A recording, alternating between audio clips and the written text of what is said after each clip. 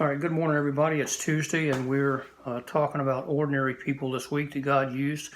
Yesterday, we talked about Noah and how Noah kept his integrity through all of the time that he was building the ark, and God used him to save a handful of people that would go and repopulate the earth, as well as all of the animals he saved. Today, we're talking about Joseph in the Old Testament, the book of Genesis, and Joseph's story starts in chapter 37 and goes all the way to the end of the chapter, all the way to the end of Genesis chapter 50. So that takes up quite an extensive part of the book of Genesis. But just to kind of give you an idea about what's going on, and I'm sure everybody knows the story, but Joseph was a young man. He was just an ordinary kid living in his dad's home, and he had 10 older brothers. And God gave Joseph some dreams, and he related these dreams to his brothers. They hated him, and they ended up selling him into slavery. So Joseph was sold into slavery by his brothers.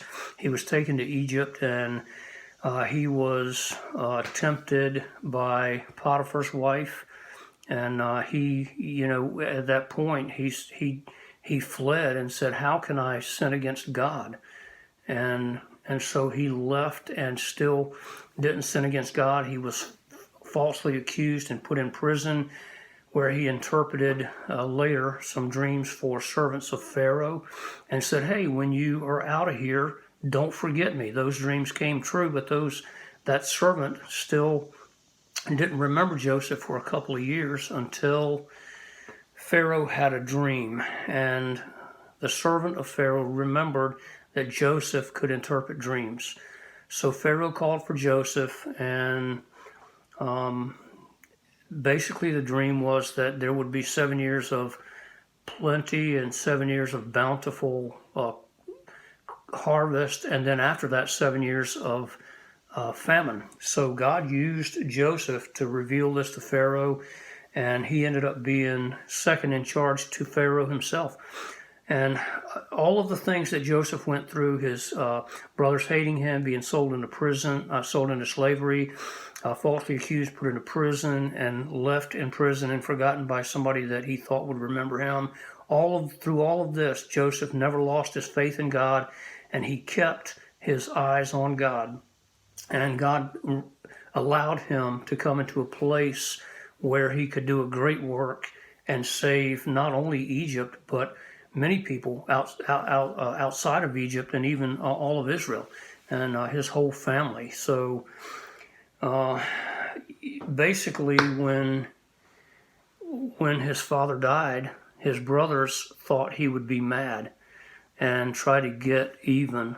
And Joseph said to them in verse 19, "But Joseph said to them, 'Don't be afraid.'" This is chapter 50, verse 19. "But Joseph said to them, 'Don't be afraid. Am I in the place of God? You planned evil against me. God planned it for good to bring about the present results, to survive the survival of many people. Therefore, don't be afraid. I will take care of you and your little ones.' And he comforted them and spoke kindly to them." So even though so many people had done so much wrong against Joseph, he kept his eyes on God and still loved his brothers. Because love, it's not something that is conditional based on what somebody does to you. You love somebody regardless of how they treat you. And that's the way he felt about his brothers. And he had the love of God in him, and others experienced that because of him. God used Joseph in a great way, even though he was just an ordinary guy. And he can use us as well. And so go out today, be ordinary, and do something good for God. Witness to others, and take the light to somebody who is in a dark world. Have a good day.